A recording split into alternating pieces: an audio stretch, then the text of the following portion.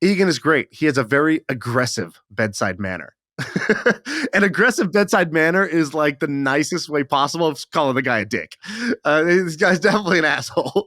And, they're like, oh, it's like, he's just very direct. He's very honest. He's a straight shooter. And those are all just ways of being like, this guy will trample you.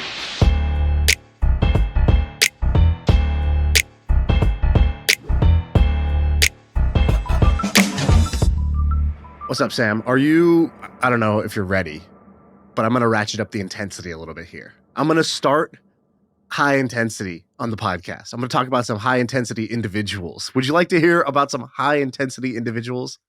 I wore my high school Letterman jacket. If you haven't noticed, I'm shocked you haven't made fun of me. So I'm ready for high intensity. If you can't tell, I look like the big man on campus. You look like Al Bundy right now, like just dreaming about the good old days. So I don't know if you're ready for this. I want to be. I wish I could have took state. That's the vibe I'm in, and so I'm ready for some intense stuff. I'm going to tell you about some people that I think you know of. A couple of them I think you know a lot about, but they're all tied together, and they are all what I will call all-in individuals. They're all insane. They're all kind of insane, and they're insane in the same way, which is that they are all the way in on what they're doing. And I was reading their stories, and I was kind of inspired. They're all very different stories, but then I realized, no. It's actually the same story. It's about being all in. Okay, so who are these people? First, I want to start with a guy named Egon Durban. I think you know who Egon Durban is, but I don't know. Do you know his full story? I don't know his full story. He kind of is shrouded in mystery a little bit. I know that he's been on top of the game since he was probably 30 or 35. And he kind of controls, it seems like, almost LA a little bit. A little bit, yeah. So he is the managing director of Silver Lake. And Silver Lake is a giant private equity investor that invests in technology. So they have $72 billion in assets under management, which is, I'm pretty sure that's bigger than every venture fund combined. Did you say 72? Yeah, 72. So if you take out the Vision Fund, I'm pretty sure this is bigger than like almost all VCs combined. Okay, so who is this guy? And, he's got a crazy track record I want to talk through. But first, I just want to give you a few quotes, again, about these all-in individuals.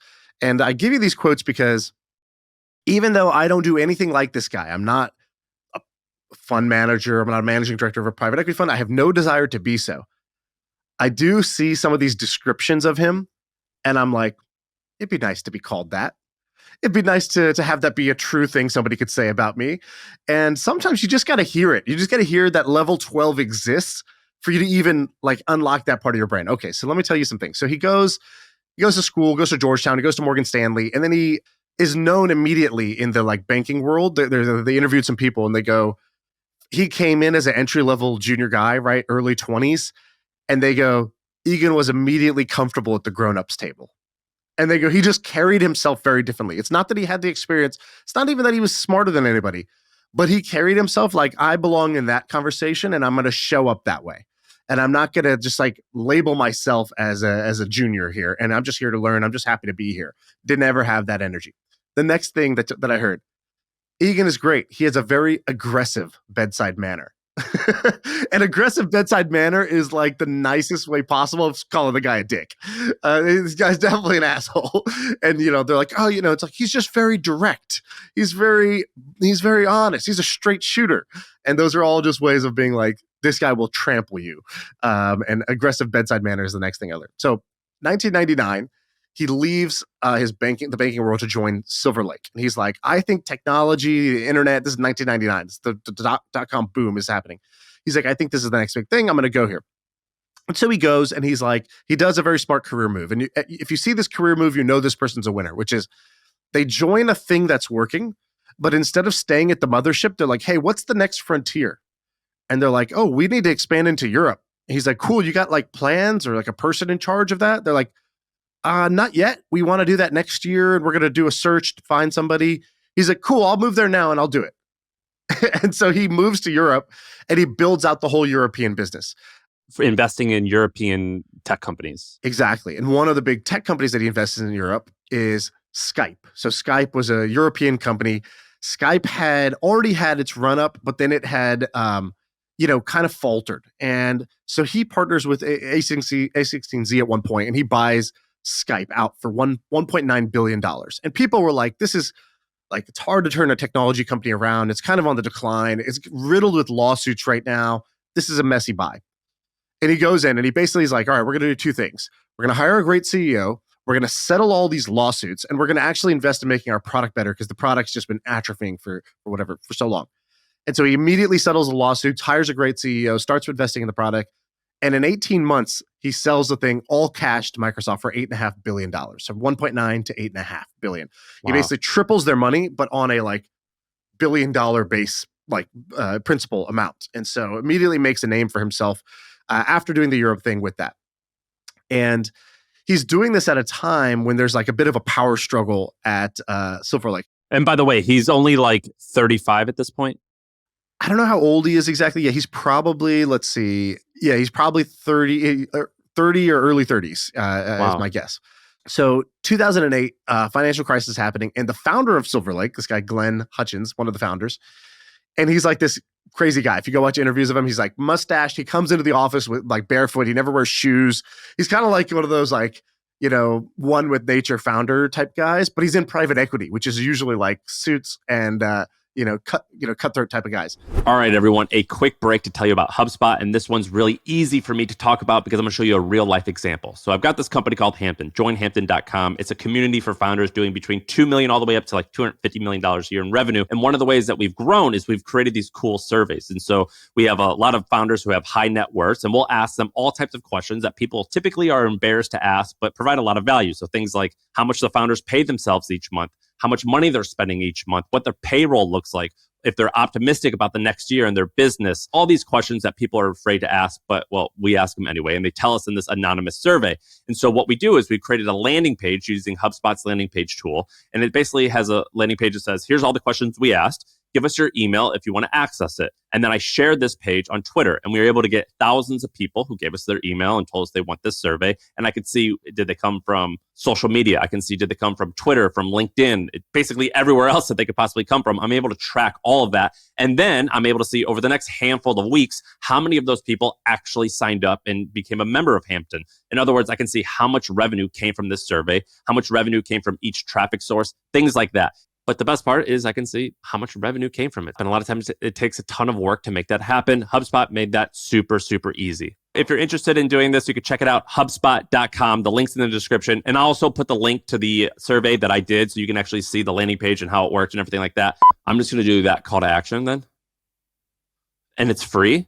Check it out in the description. All right, now back to MFM. By the way, I think the other guy, I think all three of the founders are like hippies. The other one, Roger McAmey, I think his name is. Do you know who he is? I didn't look him up too much, but yeah, I saw him. He's a little bit of a hippie. Like he's in like a Grateful Dead cover band. Like if you like, more people know him, I think, as a musician than founding this multi-billion-dollar. And they kind of had to be, because if you're in the 90s and you're doing technology, then you're early, right? And you're early because you're a believer in something, and you're usually an early adopter. You're not. Usually it's like the MBAs come later, right? The business school kids come later, and once the opportunity is already defined. Which is crazy because Silver Lake now is known as this like buttoned up place. Of course, as is Microsoft now and Facebook now and all the things that at one time was just like college kids just living in a hacker house type of thing. So 2008, financial crisis happens. That guy Glenn, he's getting real stressed out. He's like, I just need to take a step back. Egon Durban's like, I'm here. I've been here. I'm ready for this. And so he starts to step forward. He just does the big Skype deal. So he's kind of riding the wind of that. That's like the big news basically in the industry. They're out to raise a fund, and he's like, I'll help you raise that fund. You can use this track record in my name, and I'll be one of the, but I need a seat at the top. And so there's a bit of a power struggle. The other founders don't really want to step back. He wants a seat at the table. Power struggle. There's sort of the coup, and Egon and four new guys basically become the new managing directors, and the founders basically all end up stepping back. But a PE firm, there's not like one owner. Are PE firms a little bit like law firms where there isn't ever like an owner, but as you rise, you get an equity stake. And so it almost becomes a partnership, not like it's a partnership either way, but usually you raise a new fund. And when you raise a new fund, you define who are going to be how is that pie going to get split up? And so as they raise fund after fund, the guys who were the main principals of the first might now have a smaller stake because the new people who are doing all the work are going to have the big stake in the new fund. So that's kind of what happened. So anyways, he gets it, and then he starts doing just crazy aggressive stuff. So just if you hear this guy's strategy, here's what he says. So in 16 years, they've basically grown the thing like crazy since that all happened. They've added like, I don't know, 25, 30 billion of assets under management during that time. And he says, my goal is to be the best risk-adjusted tech investor in the world. What I'm trying to do is find 1 or 2 bets per year. I'm looking for all-in bets, opportunities that I can't say no to. 1 or 2 bets per year, and that's it. I spend my whole year just trying to find one deal that is worth doing. And then when he finds it, he just pushes all the chips in. So he did this like with Alibaba. They put in like a whole bunch of money at 35 billion in market cap. And then they 6x'd their money from there because Alibaba became a multi-$100 billion market cap company. And he was like, just at the time, they were like, we see this as a Google-sized opportunity. And this is the Google of China. We need to be in this. And other people thought 35 billion was pretty overvalued at the time. He didn't think so. Another example of this is he went to some conference and he spoke on stage. And he's like, yeah, I don't usually do this, but whatever. It'll be worth it, I'm sure. So he gets off stage and he bumps into Michael Dell backstage. First time he meets the guy. About a year later, he does the biggest tech buyout deal ever, which was taking Dell private, where it's like a multi-billion-dollar buyout where they took it private and ended up, revamping it. It was the biggest deal, I think, ever at the time. He's also made some pretty like crazy bets. So some of the crazier things this guy's done. So first, I'll give you some personality crazy things. So he sucked at golf, but he wanted to be good. He's like, golf is like the businessman's sport, and I want to be good. So do you know what he did to get good at golf? No. Have you heard the story? So they had a gym for all the like employees or analysts at the company. And he just goes and he just locks the gym. He shuts the gym down. He's like, there's no more gym. I'm going to convert this. And so like kind of like over a weekend or whatever, he converts the gym into a golf practice, like a practice facility essentially. And then the employees are like, hey, what happened to our gym? Like that was a key perk. Where do we go now? He's like, I don't know, go across the street, go ask BlackRock if you could use theirs. So for years, the analysts all went across the street to other firms like, hey, can we use your gym? Egan turned it into his own private golf simulator. We can't do it anymore. That's kind of an asshole move, right? Kind of an aggressive move. I mean, I wonder what his employees said. Like, hey, that's kind of lame, right? Like, what about us? Now he's an 8 handicap golfer. And he's got memberships at golf clubs around the world. That's the ending of that story. Another one, he's kind of like, he gets criticized because he kind of wants like power in like the Hollywood world. Like you said, I think he's like a power player in LA. I don't know if that's true or not, but he became the biggest backer of WME. He also did a bunch of other things. Like the joke was, he's buying things so he can get, access to the Oscars. Like this guy is just like an absolute, sort of like savage individual. Another thing that he said, so he goes, I'm not trying to take the most risk, but I am trying to be very concentrated in my bets. He says, just the way he phrased this, I like, he goes, we get paid to hit singles and doubles, then we steal third, and we come into home on a passed ball. And it's just a different mindset than I'm trying to hit home runs. He's like, no, we hit singles and doubles. Then through our kind of good operations, we steal third, and then we get to score. We get to home on a pass ball, just basically like the market kind of continues to grow, and we benefit from that. Is how I read into that.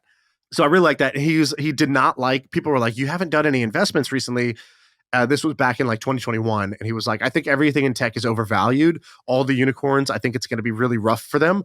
He goes, every private tech company in the world right now, if you combine them, is $350 billion. If I could buy that whole asset class, I would do it tomorrow, because I'm pretty sure that will 2 or 3x. But picking any individual company is really hard. Companies that are valued at $1 billion, they might not go down just 30% on a correction. It'll go down to 0. There will be no bid for these companies, which is kind of what exactly played out in the coming year. And so he stayed away from late stage tech. So I just really thought this guy was great. He's done a few other deals that are interesting.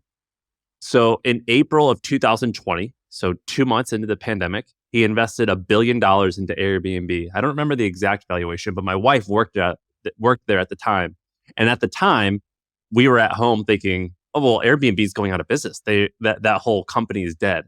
And when they invested, it was crazy. And I think it was an $18 billion valuation? Yeah, it was something like that. It was like somewhere between like 10 and 20.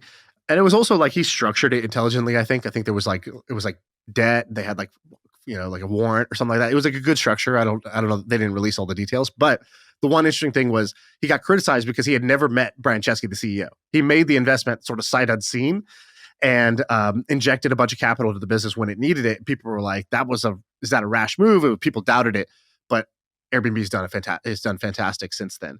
He owns, they own $500 million of Manchester City Soccer Club. Like they own a lot of different stuff, which is kind of, I don't know. It's interesting to me. Let me tell you one other thing about this guy. So he said something that I found interesting. They talked about the WME deal, and he goes, I love Ari Emanuel. He goes, I talk to Ari Emanuel every single day, which is just crazy. Like, I don't even talk to my own business partner every single day, let alone some investment I made. And he goes, and people were like, you talk to Ari every day about what? And they're like, what are you guys talking about? He goes, well, Ari. Ari averages a 90-second phone call. He's like, so we have a 90-second phone call, but we're texting and calling every day, and it's usually 90 seconds. He goes, sometimes it's a specific ask, like, hey, we need this introduction, or we need this analysis or whatever. He's like, but I don't like to do formal board meetings every quarter, too slow. I like the pace that Ari moves, these 90-second phone calls every day. Which takes me to the next all-in individual, Ari Emanuel. So you know Ari Emanuel, and a lot of people know him because the character in Entourage is based off of him. But there was some things about him that I didn't fully know that was kind of interesting. Did you know he's one of 3 brothers, and all 3 brothers do really interesting stuff? So there's a book that I read years ago. It's called, what's it called? Something America. The Brothers Emanuel, I believe it's called. Brothers Emanuel, A Memoir of an American Family. And I think it's in that book, Ari Emanuel. So Ari Emanuel is probably a billionaire. He's probably the shot caller in LA. His brother is Ra Emanuel, who I think was the mayor of Chicago and on Obama's cabinet or something like that, a political power player. And in the book, Ari and Ram, I think Ron is his name. They go, a lot of people know us, but they don't know that our third brother, Ezekiel, he's the smartest and the more successful brother. And his brother, Ezekiel, I believe, I'm going to screw up the titles. He was head of like health for the government under Obama. He basically made the Obamacare, right? Like he was the architect of the Affordable Care Act. I think he also has done some major things. I don't remember exactly, so don't quote me on this. Don't turn this into a shorts. But I think he helped pioneer the heart transplant and things like that. Like he invented like things that save lives. And the 2 brothers are like, Zeke's the smart one. We're just more like stubborn and bullheaded a little bit. So that's hilarious. They asked him, they were like, hey, do you watch like Entourage? Like, what do you think of Ari Gold? Is that you? And he's like, well, they got some things right. I am very aggressive. and he's like, I didn't go into an office with a paintball gun and shoot everybody. So like, I didn't do that, but they got a lot of things right, unfortunately. And he's like, they're like, how have you changed over the years? Are you still as aggressive? He goes, look, here's what I have to say. You need to know when you're on the field. When you're on the field, you're there to compete, you're there to win, and you're there to kill.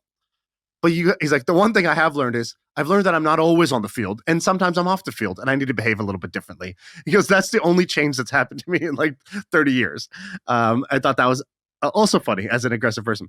We know somebody who worked with him, and they told some pretty hilarious stories. So apparently this guy's day is like this. So growing up, he was like dyslexic, I think. So he had to go to like a reading teacher for like 3 hours a day or something like that. And he's like, I hated it. I used to cry all the time. I used to feel so embarrassed by it.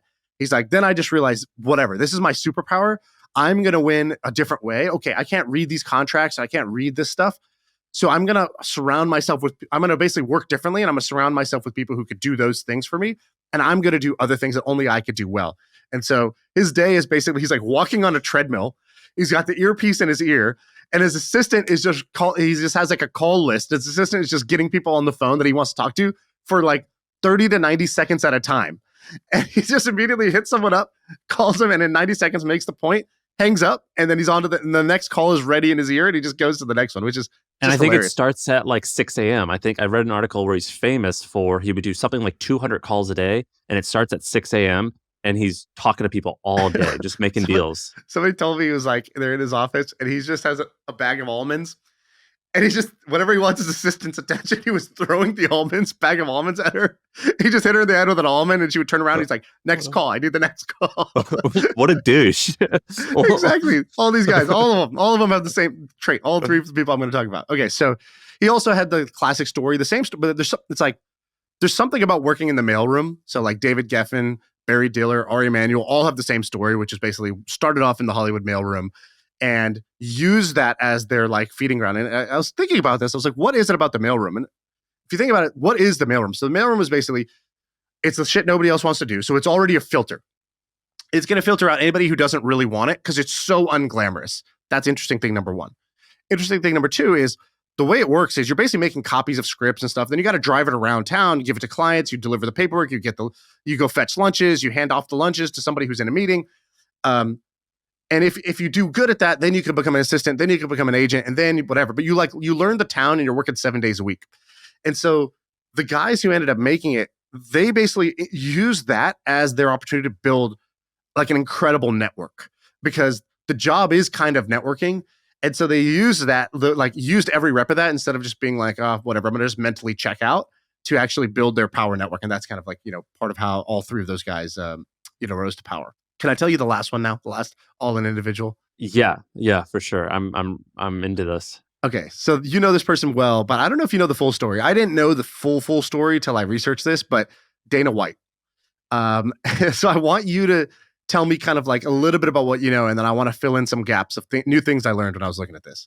All right, so Dana White, I think he was a boxing instructor, but not like coaching real boxers. Like it was like a jazzercise class in Boston. He was in Boston, and he moves into this bad neighborhood. And Whitey Bulger, who's a big gangster at the time, he comes to Dana's office or his jazzercise gym or whatever, and he goes, "Hey man, you're in my hood. You owe me $1,000 a month," or something like that. And Dana White doesn't pay him because he's like, "Oh, I'm a tough guy. I don't need to pay this guy." And then eventually he realizes that Whitey's the real deal and he owes him 10 or 20 grand. And Dana's like, "Dude, I have nothing." So he moves to Vegas to flee. He went to high school with these two rich brothers, the Fertittas brothers. The Fertittas brothers, they come from a wealthy family. So they owned like penny casinos, like where like people like it was like a low class thing at first, where it was like their parents owned this casino, and it's almost at a gas station, I think, where like people would put in like penny slots. From there, they owned a few other casinos. I think the Station Casino or Golden Nugget, I forget what they're called.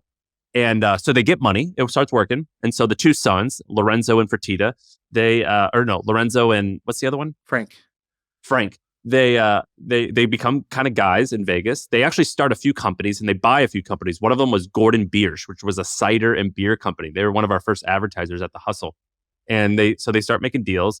Dana comes to them and goes, "Hey man, this thing called the UFC, it's kind of a sport. I know you brothers are somewhat into jiu-jitsu. I went to one of these events. They're pretty amazing. The guy's selling the brand. In reality, what we're going to get is a crappy little octagon and just the name UFC. It's $2 million. Let's buy it." They get convinced to do it. Dana gets 4% of the equity. The other guys get the rest, but they fail for 4 or 5 years. So they're in the hole like $35 million. They come up with this brilliant idea to have a TV show called The Ultimate Fighter in order to promote the events. The events are kind of popular, but like it's not really making money. They create this event called this TV show called The Ultimate Fighter. They convince Spike TV to air it. At the time, Spike TV was a pretty big deal, but not that big of a deal. And they do this series, and they're like, "Dude, we're going to run out of money. We can't afford this series anymore." Then Forrest Griffin and Stephen Bonner have their famous fight. And at the time, it was a huge deal. I was a kid. I remember watching this fight. I get a phone call from a friend being like, "Dude, you got to turn this fight on. This is so amazing." At the end of that fight, the winner is supposed to get $1,000 contract. At the time, it was, or $100,000. They called it a 6-figure contract. Back then, that was a big deal to get a 6-figure contract. The fight is so good, even though one guy won, but it was so great. They give both of them 6-figure contracts. From there, the UFC kind of took off. That was like the turning moment. And so Dana and these two brothers are kind of the business like brains behind it, and they're really low key behind the scenes, but they run this business and eventually it sells for $4 billion to Ari Emanuel's company. And now it's like the hottest thing going. Is that like very good? Very good off the cuff. I like it. I want to fill in a couple of little details here that I thought were interesting. Stuff I didn't know. So you're right. Dana grows up in Boston, but he goes to college twice, drops out twice in the first semester. He's like, "This shit just ain't for me." And so he goes to college twice, drops out twice. He ends up as a bellhop. So he's a bouncer. He's a bellhop. He's like doing asphalt laying. Like, that's what he's doing with his life. He wants to be a boxer, but he sees a guy come in who he knew as a boxer and he looked up to, and that guy was just totally punch drunk. And he's like, "Oh shit, I can't do this." So he's like, maybe I should teach like boxing classes, like boxer size, instead of actually trying to be a boxer. So that's kind of like the opening. Now he's doing all that, and he describes that he wants to. He's like, I want to maybe get into boxing promotion, and he's like, I'm not sure exactly. Maybe I could be a boxing promoter, but he's a bellhop at the whatever the hotel, and he describes the day that he quit. And he's like, I was just sitting there, and he's like, actually, we used to get paid pretty well for being a bellhop. I forgot what it was. It's like, $22 an hour or something back then. He's like, it's not that the money was so bad. He's like, and I like the guys that I worked with, but he's like, am I just going to do this shit forever? And he's like, I had the realization that every day that I do this, it's another day that I'm not doing the thing I want. He's like, because before I used to feel like, I could always someday go do something. And he's like, you know what? Screw it. He says, so here's what he says about it. He goes, if I had to tell you one thing, and he's giving a talk later, he goes, it would be to take the risk. He's like, because when I quit and I actually went for my thing, guess what? I realized I can always come back and be a bellhop. Like, this life I have is always here because it's the bottom. It's not where I want to be anyways. What do I have to lose? Worst case scenario, I could just come back and just get another job like this. He goes, but I will never get back this window of time I have right now in my 20s that like I can go and take a shot at something. And so that was kind of like his mindset and his mentality. So he quits and he's like, I want to start. So he starts he's doing the boxing thing. He's trying to become a promoter. And then you're right. The mob thing happens. Here's what he said about it. He goes, these guys show up and they're like, hey, you owe us $2,500. And he's like, in the movies, it's cool when you see like mobsters and mafia. If it's real life and they want you, shit's super scary. He's like, that is not cool. And he's like, I was like, I have no way of paying this. He's like, so I'm just he goes, I go home that night. I just go to delta.com and I bought a one-way ticket to Vegas. He goes, I left all my shit there. It's like my TV, my dresser, like I just left it there. I couldn't do anything. He said, I just ran away basically from these guys. Once I realized that they're pretty serious, I bought a one-way ticket to Vegas.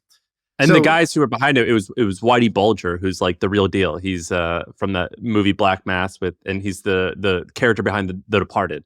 Yeah, exactly. Like when they first came in, they were like, "Hey, you owe us $2,500." He's like, "I don't owe you that. For what? I don't have it. Like, what do you want me to do?"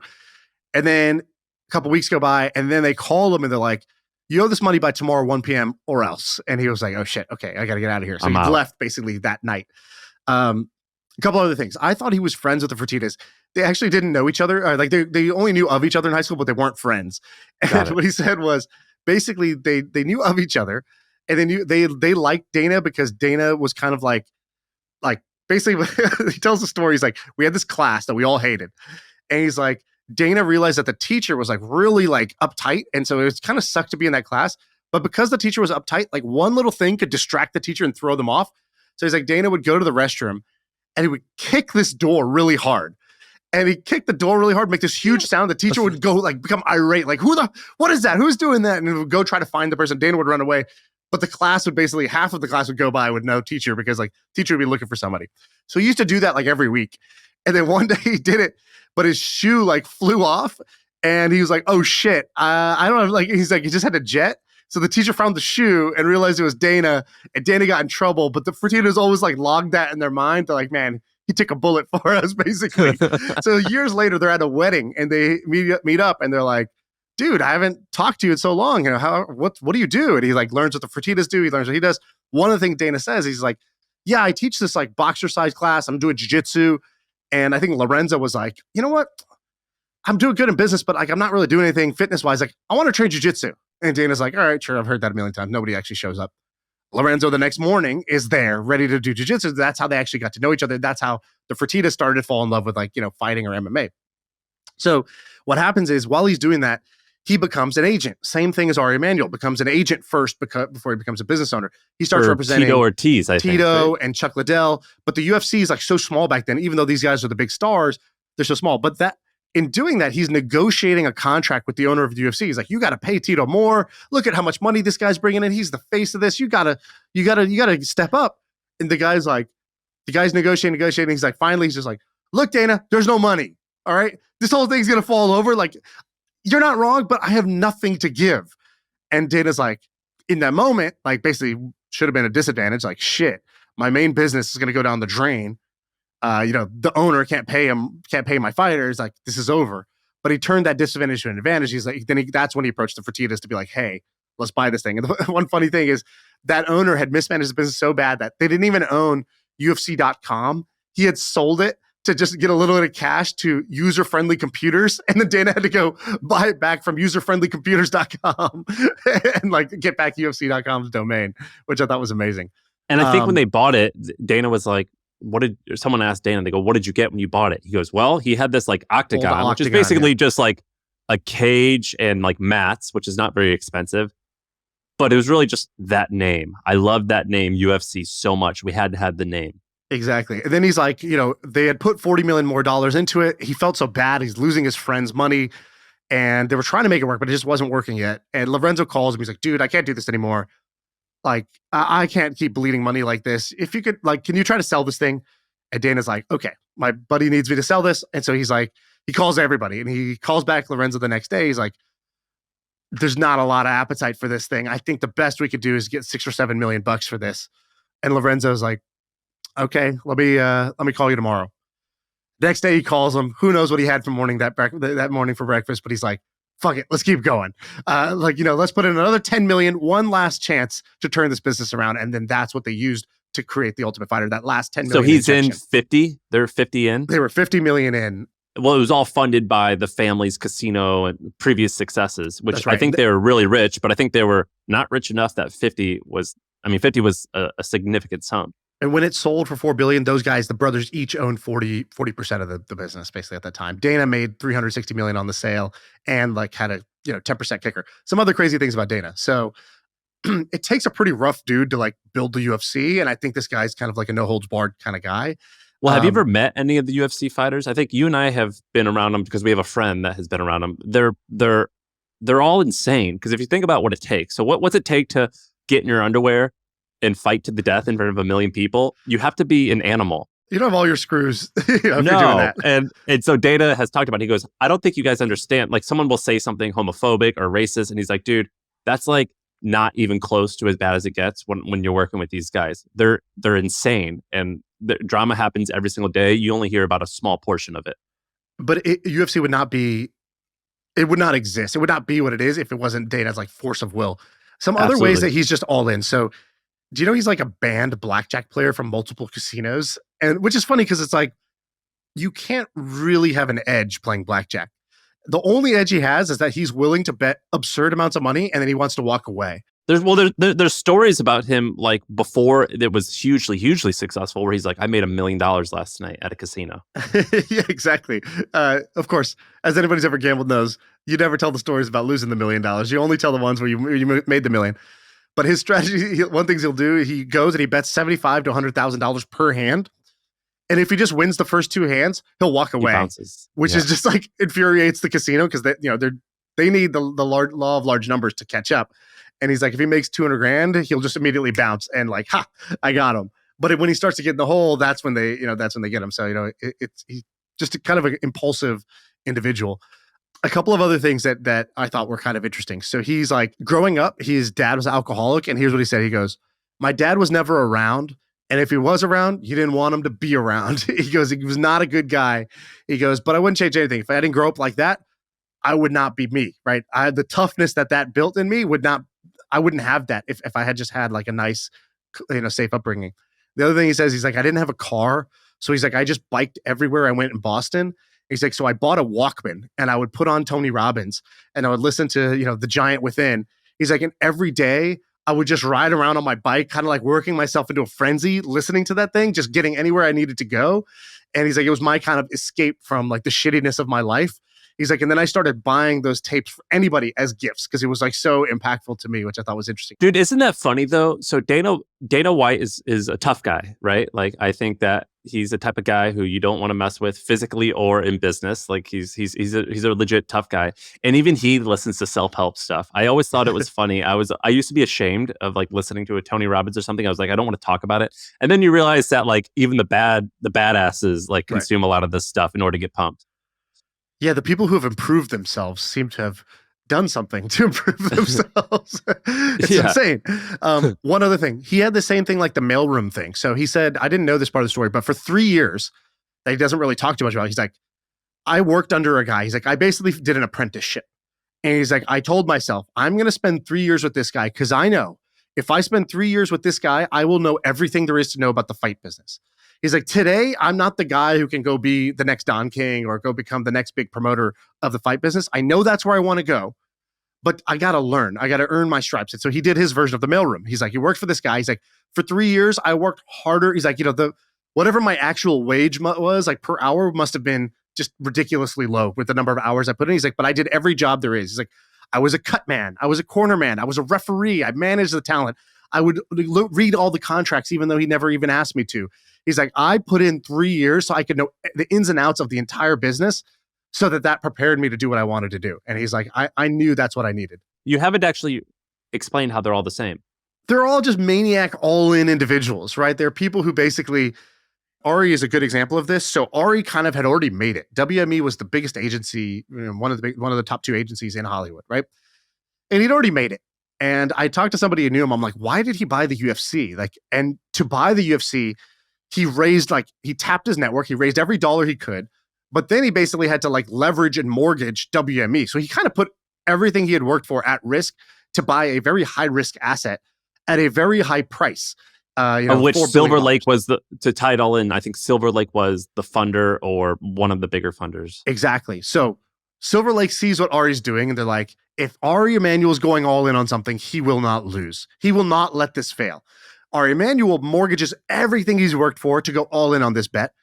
Dana has options to sell the business and actually had an option to sell for almost $1 billion more, he said, but he turned it down because he wanted to work with Arie because he knew Arie is the guy who's all in, and the future upside of this thing is going to be bigger with Arie, even if today's payout is $1 billion less.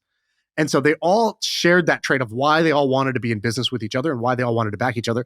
And the Fertitta brothers, no different. Same reason they wanted to back Dana and do this deal was they're also wired like this. So to me, that was the commonality amongst all these people. And if you watch a big UFC fight, you're going to see Ari Emanuel. You're going to see his girlfriend to his left. And then to his right, you're going to see Egon.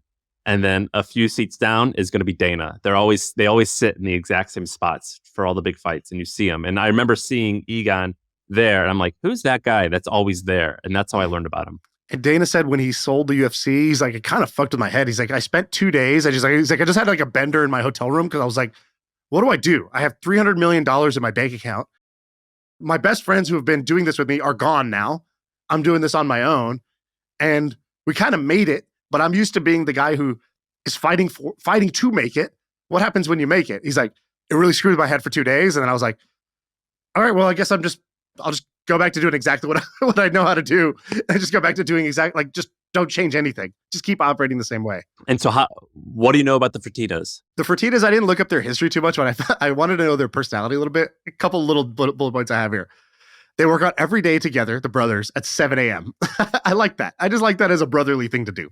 The second thing, they attend all meetings together. So they're not like delegate, divide, and conquer. They're like, no, bro, we're going to all the meetings together.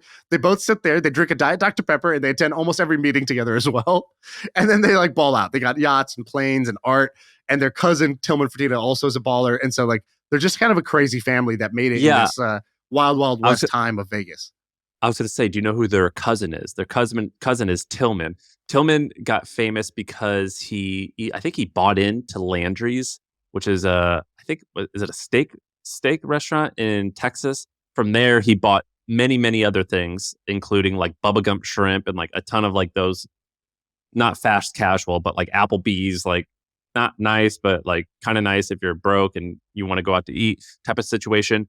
And then eventually he bought out the whole company after taking it public. And I believe now it's one of the most profitable privately held companies where he owns 100% of it. So there's a lot of privately held companies that are quite huge. His company is 100% owned by him. I read his biography. I think it does something like $3 million a year in EBITDA, and he bought the Houston Rockets as well. So he's known as being a real asshole. The other Fertitta guys, all the interviews I've seen with them, they seem shockingly, they're still sharks, but they seem shockingly well-mannered and calm, and they seem really easygoing, if that is such a word that could be described, these types of sharks.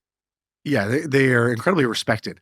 I'll leave you one last little quote I liked from Dana. So he said, he goes, about the risk taking thing. He's like, you can always go back to your job, but here's what you can't do. You can't go back and get this opportunity again. You can't rewind time. You can't get back your youth to take risks.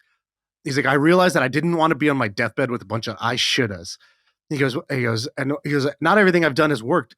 And what I've learned is that even if it turns out shitty, it's not just that you learn how to win. Sometimes the most important learning is, I thought I wanted to do this, but it turns out that's not what I want to do.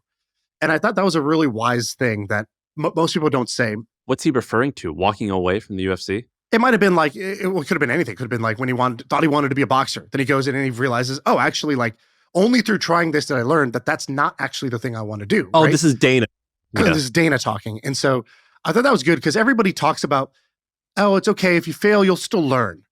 But rarely do they explain this, that one of the most important things in general in life is just figuring out what is the thing you actually want to be doing. Most people go their whole life never finding that. And then they're in their 30s or 40s or 50s, and they feel like it's too late to even try a new thing. They're so far down one path. They don't want to go back to the bottom of the mountain and try a new path.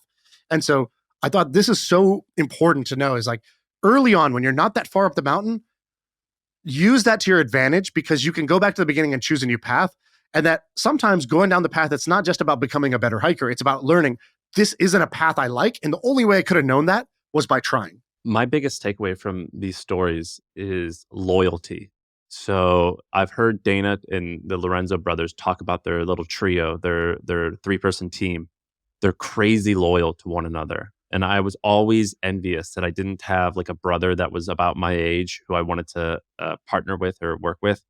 And so I've read about the Lorenzo brothers a lot, and I'm very envious of that relationship that they've had. They seem like they've had a healthy relationship with their parents, who were business people.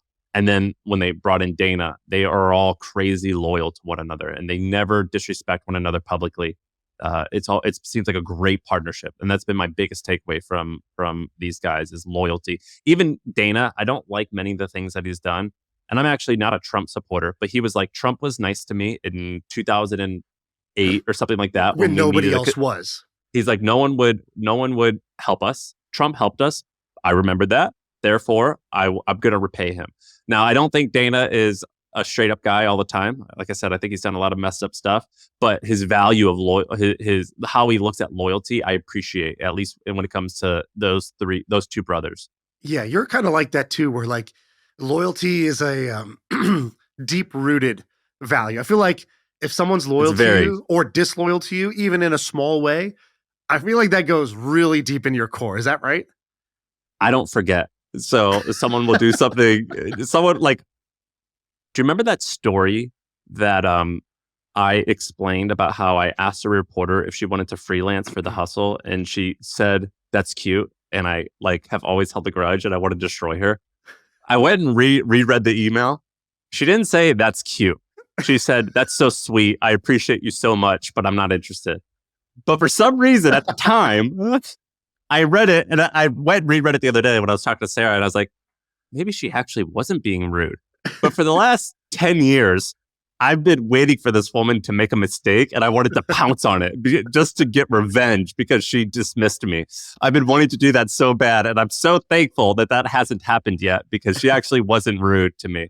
I reread it. But the point being is, if someone's disloyal to me, I want to destroy them. And the people who are loyal to me, yes, I go all in on them, because if you don't look, I moved to San Francisco with not knowing anyone. The way that you get ahead is you have to have a group of people who you do everything for, and you expect them to do everything in return. And once you find that group of people, it helps you so much, not just in life, or not just in business, but for everything else. It helps so much. And we have a friend who is so incredibly loyal that it like sets a standard of it's loyalty. Almost annoying. You know who it's almost annoying. I don't need to say. He buys the best gifts, and I feel like I've got to go. The gifts. Like, it's not even about the gifts. It's like, I know that if I was in trouble, this guy would drop everything. He would drop everything more than my dad would drop everything to come help. And he would say, send location. Send me location. Exactly. He'd say, send location. I'm there. This guy, his level of loyalty is like next level.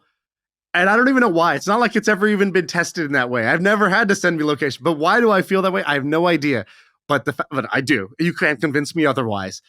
because he has shown it in a bunch of like small ways that that the big way would always be there. And but man, it's paid off wonderfully for him. He was successful on his own, but he's definitely gotten ahead. But then there's been times I was with him one time, and he wanted to ride a skateboard. I go, Ramon, don't ride the skateboard, dude. You're 40 years old. You're about to hit your head. Do not do this. He does it anyway. He gets a concussion. We got to take him to the hospital. We take care of his kid while he's in the hospital for 2 or 3 days. And so he's been repaid a little bit in his loyalty, but it's paid off. And I'm like, I feel like I owe you so much that I will do anything in return to get you back. And so it's helped him so much. And so anyway, I respect that about these guys, is that how loyal they are. I was thinking about, here's a little philosophical thought experiment for you. You know the phrase F you money? Like, oh, he's got F you money. And I think a lot of people aspire to have that. But an interesting question is, what are the other FUs? Like, maybe, Sam, you could be like, I have FU health, right? Because if you're in absolute pristine health, you have physical fitness, you're extremely athletic, you're mobile, you're whatever, right? You can have FU health. Like, what else could you have? And I think Ramon has FU loyalty, right? Where like, he is just fully abundant in the loyalty that he has for others and that others will have for him. Because me and you and everyone I'm sure that he's friends with, we would all go to bat for him completely. And I just, as a thought experiment, it's like, what are the other versions of FU that actually are more valuable than having FU money? Have you ever thought about something like this? That's a great question. So what else? What are the other options besides loyalty? Like my trainer, my personal trainer, he's got like FU happiness, where like, the guy's happy no matter what's going on, which is kind of the way that FU money works. It's like, dude, he'll do whatever because he just doesn't give a shit. He just doesn't care. My trainer's like that, where he just doesn't give a shit. There's traffic. Oh, I'm having a party in my car. Oh, this person cut me off. Well, I'm, whatever. He just makes his own version of like, he's always in a good mood no matter what is going on. He's completely unconditional. He's completely invincible. I think you have it. I think you have that. I aspire to have that. Well, in my opinion, from my perspective, you have that. I was thinking the other day, I'm like, does Shaan ever get rattled? Or does he ever get like stressed and unhappy? And there's been stories, and I've seen it firsthand, where someone has said something to you rude, or you've had something didn't break your way and it was a tough break. And you're hard to like get down. I mean, I've been with you when you've lost a bunch. I've seen you make a bunch, but I've seen you lose in a variety of bets that you've taken. You don't get rattled. You tweeted out something the other day. You said, your pucker butthole. What was it? I was like, everybody's got a butt clench number. It's an amount of money where it makes your butthole pucker up a little bit. And it's good to know where your pucker number is right now, and just keep note of that. And I was like, because I had just wired a bunch of money, and like, it's not even that I was like, it's not even that I was like worried, oh, I'm going to lose it. But I was literally like, let me just double check the routing number. Let me just make sure I got that right, which I don't usually bother to be like, okay, palms are a little sweaty. Let's go ahead and hit the button. Like if you ever, dude, I do that with $1,000. Mailchimp has the best like animation when you're going to send an email. You know the one I'm talking about, where it's the monkey's finger about to push the send and it's sweating and it's trembling because it's like you're about to email your whole list. Are you sure you got all the details right? That's the pucker number for some people with their email list, and so I think everybody's got to know it.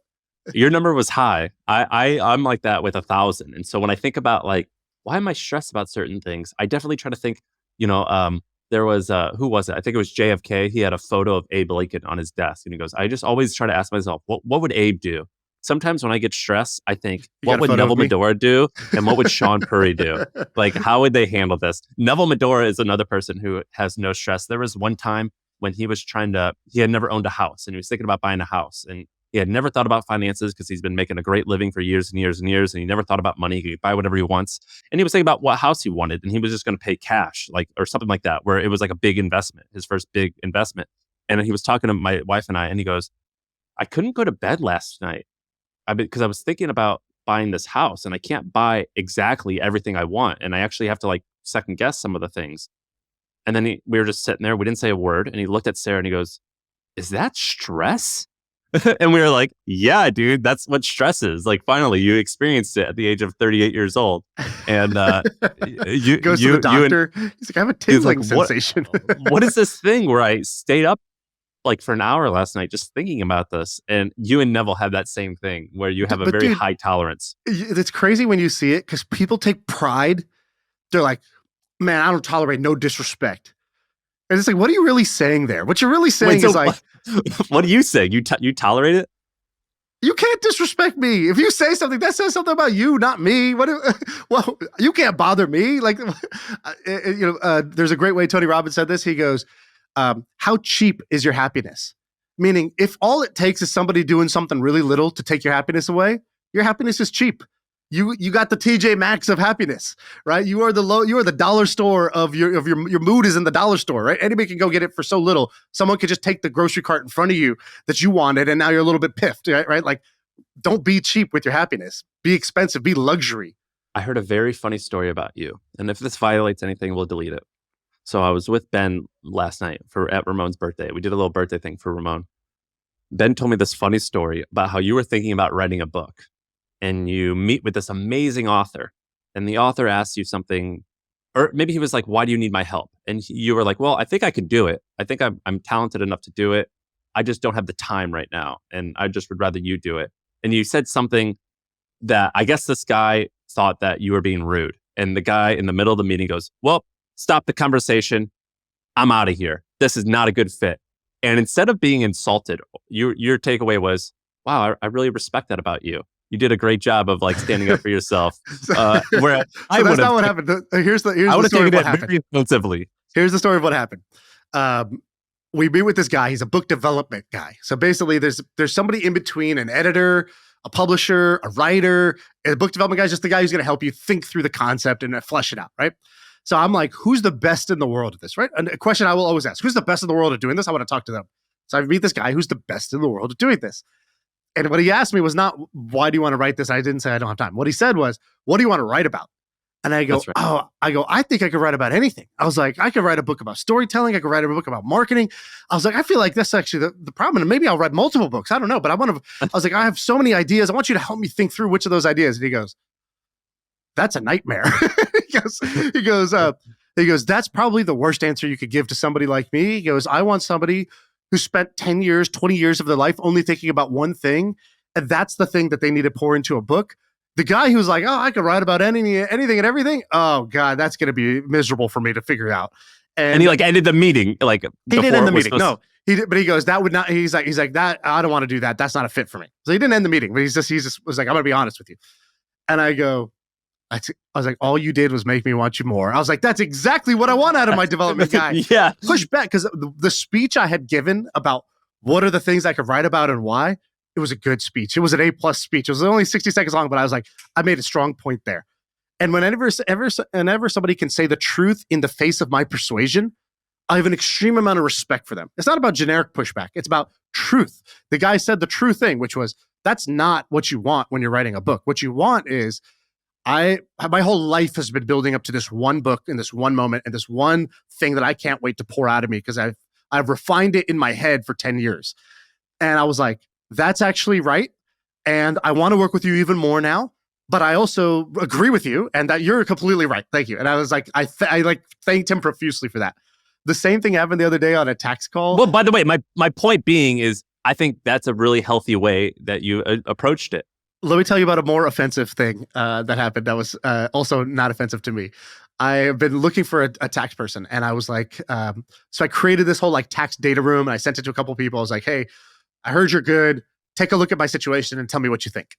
And most of them, they're like, hey, took a look at, so I did 3 calls. First call, door number 1, guy goes, hey, took a look at everything. It looks really good. I have 2 suggestions of maybe if you did this instead, you could save some money. So, okay, thank you for your suggestion. Person number 2 says, hey, this looks great. Congratulations on all your success. I definitely think we can handle this for you. We have other clients that are similar, and I feel really confident about it. I said, okay, thank you for that. Cool. Not quite what I'm looking for, but okay, thank you. Third door. I get on the call. This guy goes, all right, I took a look at everything, and I'll be honest with you.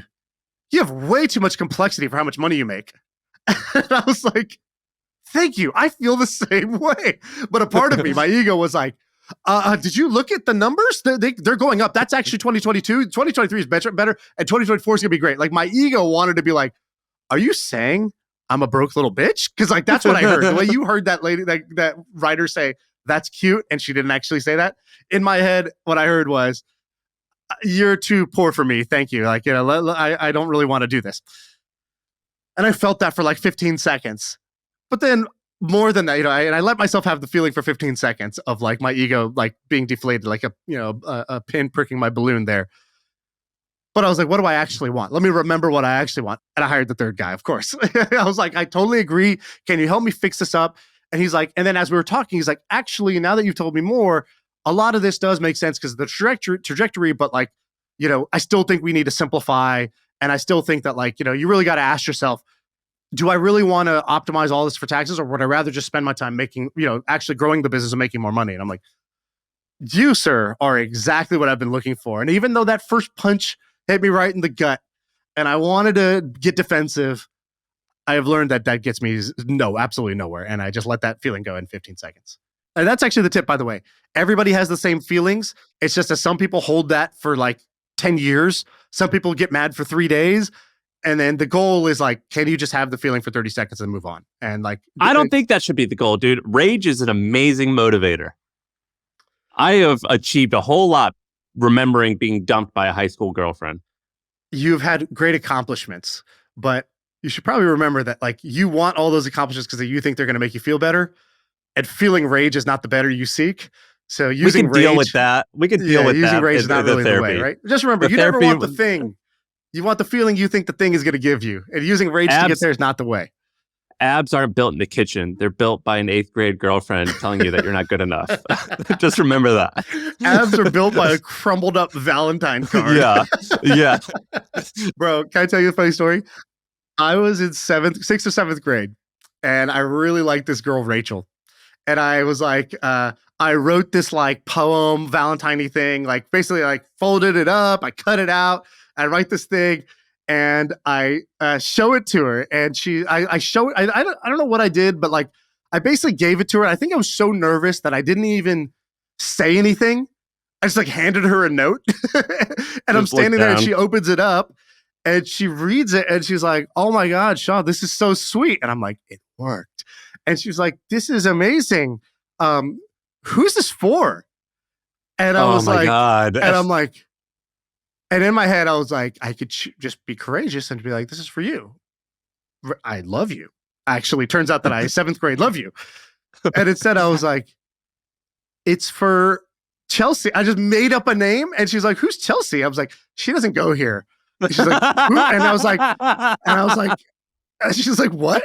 And I'm like, "Yeah, you know that that improv contest? She was at that. I met her. She goes to another school." She's like, dude, she just made the most elaborate lie. And for 3 months, I kept up this charade that there's some girl that I met that likes me and I like her, and that note I showed you, that was for her. That's where I was. That's where I was. I don't know how I don't have abs by now. That was pretty devastating. Beatdown. Somehow that didn't even work for me. So you got to use that rage to get those abs. Although and she doesn't know. I hope she listens to this. Rachel, I hope you're listening to this. There was no Chelsea. You were Chelsea. There was no Chelsea. Now she knows. That's awesome. That's it. That's the episode. That's the pod.